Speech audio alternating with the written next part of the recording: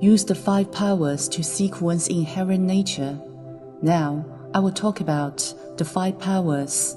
The purpose of learning Buddhism and of practicing and cultivating the mind is to discover our inherent nature.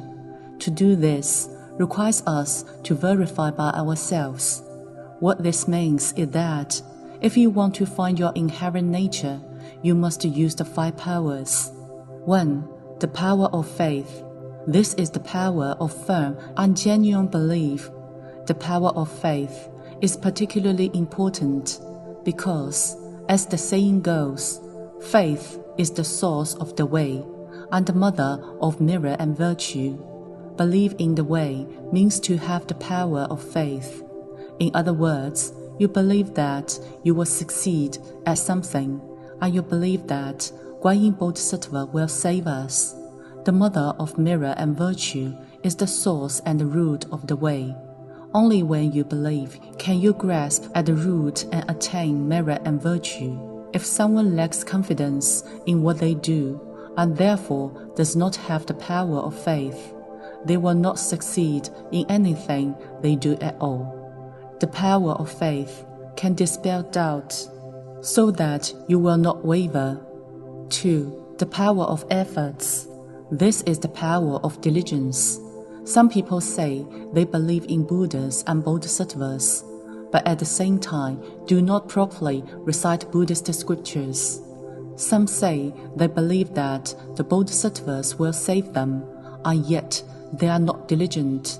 Moreover, while you are making efforts, you mustn't mix with other practices. If you fail at that, you are not diligent. If you want to learn a bit of everything, you will succeed in nothing. The power of efforts also means to advance bravely and vigorously in cultivation. For example, if you are severely ill, you must more often recite the Great Compassion Mantra and other sutras. Why? Because the illness you encounter is not what ordinary people can endure. So, if you want to recover, you must do what ordinary people cannot do, and you must endure what ordinary people cannot endure. Only then can you recover from what ails you. 3. The power of mindfulness. This is about your thoughts, which are especially important. With sincerity and positive intentions, all the things you do are counted as merits and virtues. On the contrary, if you have selfish motives and distracting thoughts, you will lose your power of mindfulness and fail to find and verify your inherent nature. 4. The power of concentration. This is the power of right concentration. How do we distinguish what is right? It is done with the power of faith in order to locate our minds.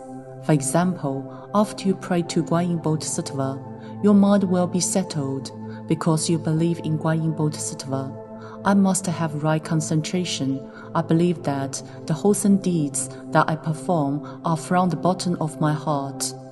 They are the right things to do. The power of concentration can dispel every distracting thought, enabling the mind to be calm. 5. The power of wisdom. Wisdom includes the right wisdom. While many people possess wisdom, it's not necessarily used in good ways.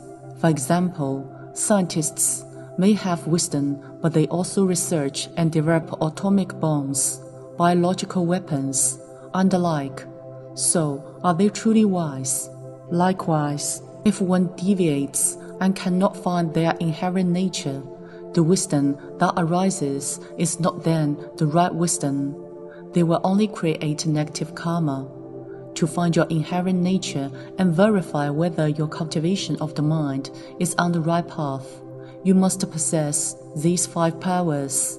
If you are still not sure, you can use your mind to speculate. Then, coupled with 5 powers, you will be aware of whether what you are doing is right or not. If a person does not have the 5 powers, it's like using a mirror to reflect one's shadow. You see that the shadow and the shape in the mirror are the same, but in the mirror you cannot see your true self.